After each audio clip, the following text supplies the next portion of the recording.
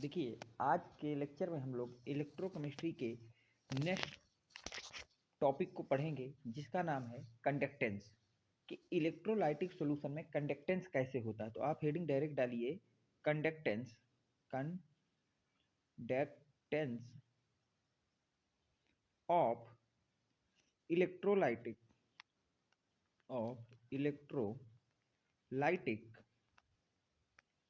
Solution. Electrolytic solution, इसको आप डाल लीजिए हेडिंग। अब आज के लेक्चर में हमको ये देखना है कि इलेक्ट्रोलाइटिक सॉल्यूशन में कंडक्टेंस कैसा होता है। कंडक्टेंस के विषय में अगर हम लोग बात करें, वो भी किस में देखना है, कंडक्टेंस को इलेक्ट्रोलाइटिक सॉल्यूशन में देखना है। तो हमको ये पता है कि जो इलेक्ट्रोलाइटिक सॉल्यूशन होता है वो इलेक्ट्रिसिटी को कंटेन करता है मोल्टन स्टेट में या सॉल्यूशन या एक्वस स्टेट में।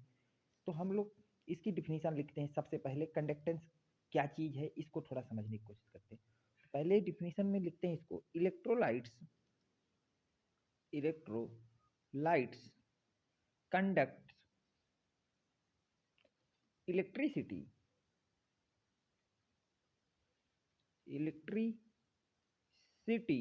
इन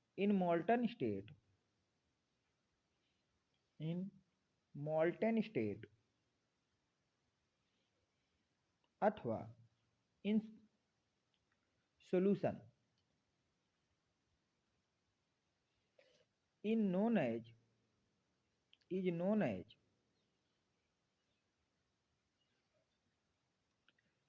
electrolysis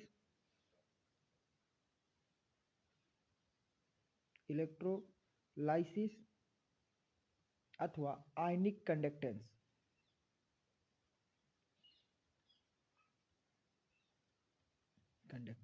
देखिए भैया, अब हमको ये पता चला कि जो इलेक्ट्रोलाइट होता है जब वो इलेक्ट्रिसिटी को कंडक्ट करता है, किसको कंडक्ट करता है भैया, इलेक्ट्रिसिटी को। जब कोई इलेक्ट्रोलाइट कंडक्ट करता है मोल्टन अथवा सॉल्यूशन के स्टेट में, तो उसी को, उस प्रोसेस को हम लोग इलेक्ट्रोलाइट के द्वारा इलेक्ट्रिसिटी को कंडक्ट करने का जो प्रोसेस होता है उसको हम लोग इलेक्ट्रोलाइसिस या आयनिक कंडक्टेंस कहते हैं। उसको क्या बोलते हैं भैया, इलेक्ट्रोलाइटिक या आयनिक कंडक्टेंस बोलते हैं।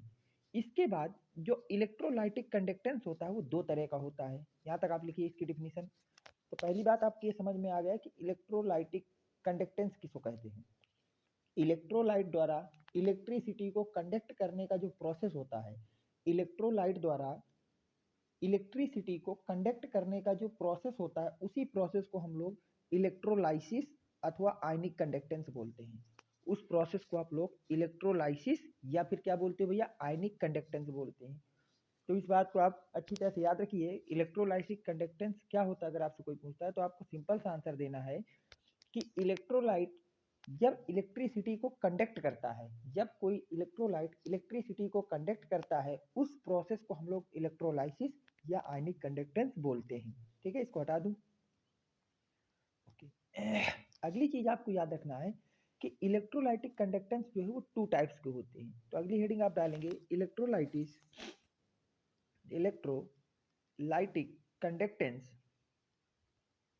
कंडक्टेंस। इलेक्ट्रोलाइटिक कंडक्टेंस की बात की जाए तो ये क्या होते हैं भैया, टू टाइप्स के होते हैं। There are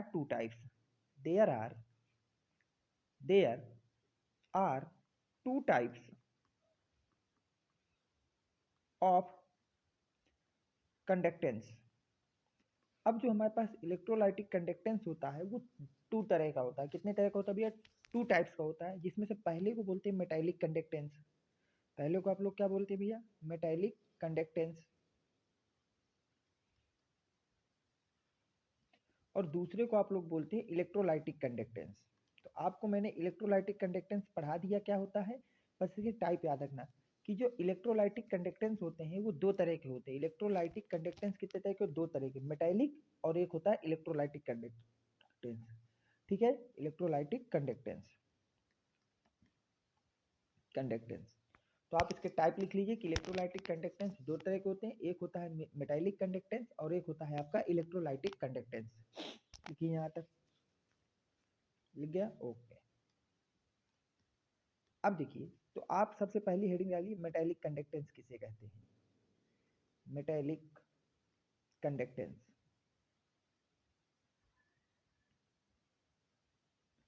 conductance. हेडिंग डाल लीजिए आप लोग, मेटालिक कंडक्टेंस। हेडिंग पड़ गई। मेटालिक कंडक्टेंस किसे कहते हैं? तो पहले डिफिनेशन लिखिए, फिर मैं इसको समझाता हूँ। In it is it conductivity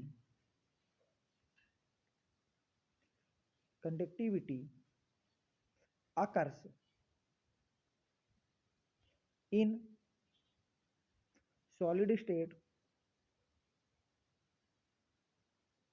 This conductivity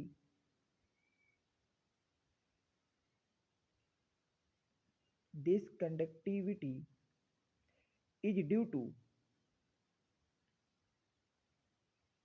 presence of free electron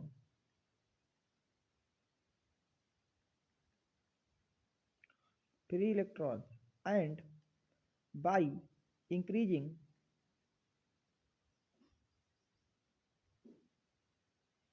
the temperature,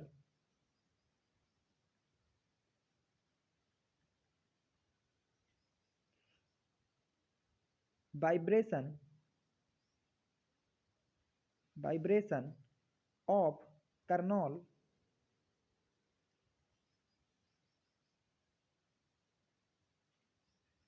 अथवा core increases. So conductivity decreases with temperature. देखिए, अब आपने ये लिखा है कि मेटालिक कंडक्टेंस क्या होता है। हमने जो बात की है कि मेटालिक कंडक्टेंस क्या होता है, तो आपने लिखा है कि जब हमारी कंडक्टिविटी किसी सॉलिड में, जब हम कंडक्टिविटी को डिफाइन करते हैं किसी सॉलिड में, और वो कंडक्टिविटी किसके द्वारा होती है? उस सॉलिड के अंदर जो फ्री इलेक्ट्रॉन प्रेजेंट होते हैं उनके द्वारा होती है। तो ऐसी कंडक्टिविटी को आप लोग मेटालिक कंडक्टिविटी बोलते हैं। पहली चीज याद रखिए, मेटालिक कंडक्टिविटी किसे कहते हैं? जब किसी सॉलिड में उपस्थित फ्री इलेक्ट्रॉन के द्वारा कंडक्टिविटी होती है, किसी सॉलिड में प्रेजेंट फ्री इलेक्ट्रॉन के द्वारा जो कंडक्टिविटी होती है, उस कंडक्टिविटी को हम लोग मेटालिक कंडक्टेंस बोलते हैं। दूसरी बात, अगर आपने टेम्परेचर को बढ़ा दिया, किसको बढ़ा दिया भैया? बाई इंक्रीजिंग द टेम्परेचर, तो जो वो फ्री इलेक्ट्रॉन होते हैं उनका वाइब्रेशन क्या हो जाता है भैया? टेम्परेचर के साथ इंक्रीज हो जाता है। वाइब्रेशन, ये कोर जिनका दूसरा नाम होता है, वही इलेक्ट्रॉन जहाँ पे वाइब्रेट करते हैं उस जगह पे हम लोग उसको कर्नल या कोर बोलते हैं, वो इंक्रीज हो जाता है। और इससे क्या होती है? कंडक्टिविटी डिक्रीज हो जाती है। कंडक्टिविटी क्या हो जाती है? डिक्रीज हो जाती है। तो इसका मतलब मेटालिक कंडक्टर में अगर हमने टेम्परेचर को इंक्रीज किया तो कंडक्टिविटी क्या हो जाएगी भैया? डिक्रीज हो जाएगी। 3 पॉइंट आपको मेटालिक कंडक्टिविटी में याद रखना है कि मेटालिक कंडक्टेंस क्या होता है? सॉलिड में फ्री इलेक्ट्रॉन के द्वारा जो इलेक्ट्रिसिटी का मोशन होता है उसको हम लोग मेटालिक कंडक्टेंस बोलते हैं। मेटालिक कंडक्टेंस में अगर हमने उस सॉलिड का टेम्परेचर इंक्रीज कर दिया तो उसमें नंबर ऑफ कर्नल अथवा कोर का जो नंबर्स होता है वो इंक्रीज हो जाता है, जिससे कंडक्टिविटी जो है मेटालिक कंडक्टेंस की डिक्रीज हो जाती है। कंडक्टिविटी आपके मेटालिक कंडक्टेंस की क्या हो जाती है? डिक्रीज हो जाती है। ठीक है, लिख लीजिए यहाँ तक। ओके, अब हम बात करते हैं दूसरे पॉइंट की। दूसरा पॉइंट आपके पास है इलेक्ट्रोलाइटिक कंडक्टेंस किसको कहते हैं। दूसरी चीज है कि आपको पढ़ना है कि इलेक्ट्रोलाइटिक कंडक्टेंस किसे कहते हैं, इलेक्ट्रोलाइटिक कंडक्टेंस किसे कहते हैं। अगली चीज आपको पढ़ना है कि इलेक्ट्रोलाइटिक कंडक्टेंस किसको कहते हैं। ठीक है, हेडिंग पड़ गई, तो पहले इसकी डिफिनेशन लिख ली, फिर मैं इसको समझाता हूँ आपको। In which conductivity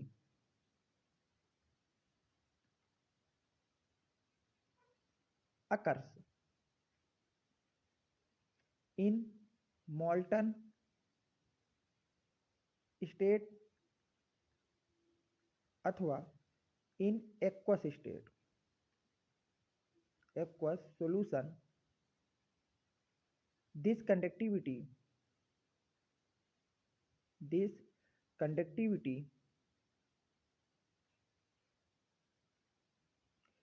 is due to presence of free ion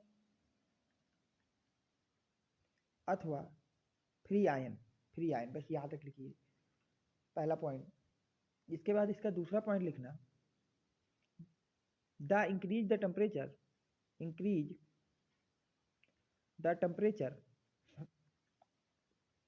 the temperature degree of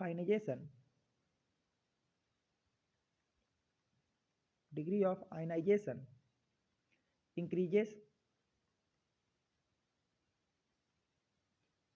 so conductivity also increases। देखिए अब आपने लिखा है कि हमको इलेक्ट्रोलाइटिक कंडक्टेंस पढ़ना। तो इलेक्ट्रोलाइटिक कंडक्टेंस वो होता है जब हमारा किसी इलेक्ट्रोलाइट में कंडक्टिविटी उसके मॉल्टन या एक्वस स्टेट में उसमें प्रेजेंस फ्री आयन के द्वारा होती है। जब हमारा कंडक्टिविटी किसके द्वारा होती है? फ्री आयन के द्वारा होती है, तो उसको हम लोग इलेक्ट्रोलाइटिक कंडक्टेंस बोलते हैं। और अगर कंडक्टिविटी फ्री इलेक्ट्रॉन के द्वारा हो रही है तो उसको आप लोग मेटेलिक कंडक्टिविटी बोलते हैं। सबसे बेसिक डिफिनेशन याद रखिए, अगर कंडक्टिविटी हमारी इलेक्ट्रॉन के द्वारा हो रही है तो हम बोलते हैं उसको मेटेलिक कंडक्टेंस, और अगर कंडक्टिविटी हमारा फ्री आयन के द्वारा हो रहा है तो उसको आप लोग बोलते हैं इलेक्ट्रोलाइटिक कंडक्टेंस। दूसरी बात, अगर आपने इलेक्ट्रोलाइटिक कंडक्टेंस का टेम्परेचर इंक्रीज कर दिया तो डिग्री ऑफ आयनाइजेशन क्या हो जाता है? इंक्रीज हो जाता है, जिससे कंडक्टिविटी इंक्रीज होती है। जिससे आपकी कंडक्टिविटी क्या हो जाती है भैया? इंक्रीज हो जाती है। इस प्रोसेस से क्या होती है भैया? कंडक्टिविटी जो आपकी होती है वो इंक्रीज हो जाती है। इससे क्या होता है भैया? आपकी जो कंडक्टिविटी है वो आपकी इंक्रीज हो जाती है। ठीक है, अब मैं थोड़ा सा बात करते हैं और कुछ चीज़ों की। बात बात जो सिंपल सी अगर मैं आपको बात करूं तो एग्जाम्पल लिखते हैं। आप लोग एग्जाम्पल लिखिए कि इलेक्ट्रोलाइटिक कंडक्टिविटी कहाँ कहाँ पाई जाती है। जितने भी सॉल्ट होते हैं उन सब में इलेक्ट्रोलाइटिक कंडक्टिविटी पाई जाती है, जैसे NaCl हो गया। जितने भी स्ट्रॉन्ग एसिड होते हैं जैसे HCl हो गया, H2SO4 हो गया।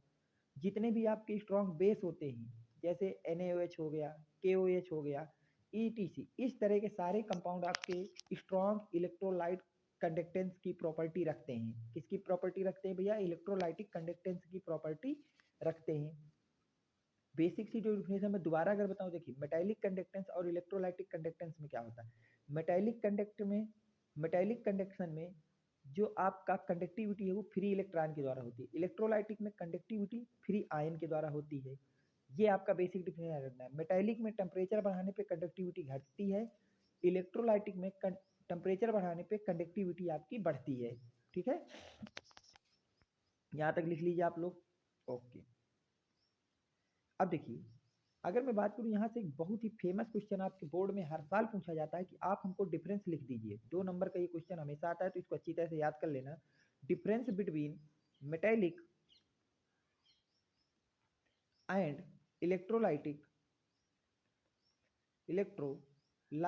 Conductance conduction. तो आप हेडिंग डाल लीजिए, difference between metallic and electrolytic conductance. इस हेडिंग को आप डालिए अच्छी तरह से, फिर हम लोग इसके विषय में अच्छी तरह से पढ़ते हैं। तो आप हेडिंग क्या डालेंगे? Difference between metallic and electrolytic conductance डाल लिया भैया। अब देखिए एक चार्ट बनाएंगे, एक तरफ आप लोग लिखेंगे मेटेलिक कंडक्टेंस, मेटेलिक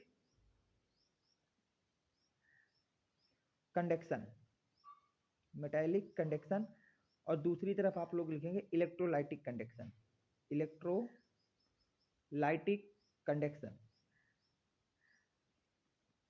इस तरह से लिख लिया। अब देखिए जो आपने बेसिक डिफिनेशन अलग अलग लिखी, बस उनको यहाँ पे कंपेयर के फार्म में लिख देनी। मेटालिक कंडक्शन में वहाँ पे पहली बात क्या लिखी थी कि जो करंट होती है, क्या होती है भैया? करंट।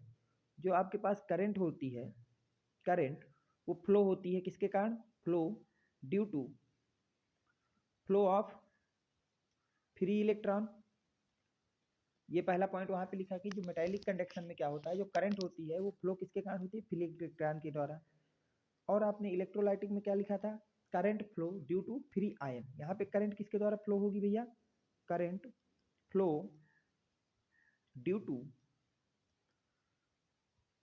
फ्री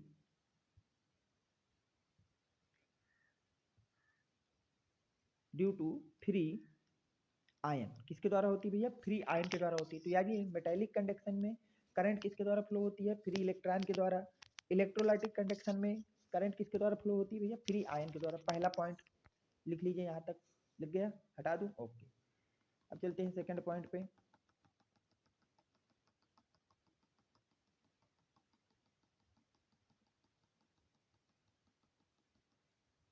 अब देखिए, अगर मैं मेटेलिक कंडक्टेंस में दूसरी बात करूँ तो दूसरा आपका इसमें क्या होता है, इसमें किसी भी तरह का नो केमिकल डिकम्पोजिशन, किसी भी तरह का केमिकल डिकम्पोजिशन नहीं होता, मतलब कोई कंपाउंड ब्रेकअप नहीं होता, कोई भी कंपाउंड इसमें क्या नहीं होता भैया, डिकम्पोज नहीं होता, मतलब ब्रेक नहीं होता है of substance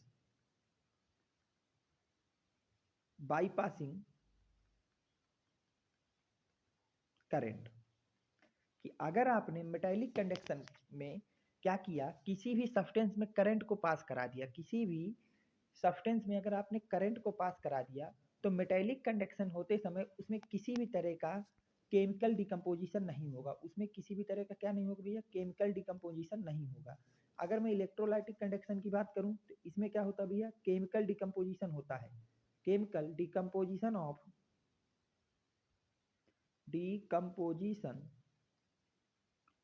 of substance by substance on passing current. इसमें अगर आपने किसमें भैया, इलेक्ट्रोलाइटिक कंडक्शन में करंट को पास करा दी, तो यहाँ पे केमिकल डिकम्पोजिशन होता है, जो कंपाउंड होता है वो ब्रेक होता है आयन में, किसमें ब्रेक हो जाता है भैया, आयन में ब्रेक होता है। यहाँ तक लिख लीजिए, 2 पॉइंट हो गए, ओके।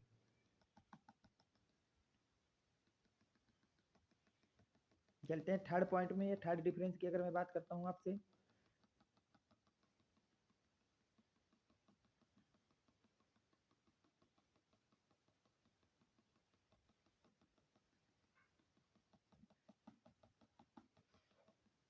देखिए थर्ड पॉइंट क्या होता है कि मेटालिक कंडक्शन में रेजिस्टेंस जो होता है, रेजिस्टेंस वो इंक्रीज होता है, resistance increases on increases temperature. अगर आपने टेम्परेचर बढ़ा दिया, टेम्परेचर को बढ़ा दिया, तो मेटालिक कंडक्टेंस में रेजिस्टेंस भी बढ़ जाएगा। क्या हो जाएगा भैया, रेजिस्टेंस भी आपका क्या हो जाएगा भैया, बढ़ जाएगा। लेकिन अगर आपने इलेक्ट्रोलाइटिक कंडक्टेंस में, इलेक्ट्रोलाइटिक कंडक्शन में टेम्परेचर को बढ़ाया, तो रेजिस्टेंस आपका क्या होता है, डिक्रीज हो जाता है, रेजिस्टेंस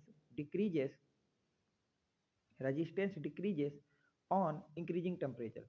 याद रखना कि अगर आपने टेम्परेचर को बढ़ा रहे हैं मेटालिक कंडक्शन में, तो रेजिस्टेंस बढ़ेगा। लेकिन अगर आपने टेम्परेचर बढ़ाया इलेक्ट्रोलाइटिक कंडक्शन में, तो वहां से आपका रेजिस्टेंस जो है वो घटेगा। लिख लीजिए भैया,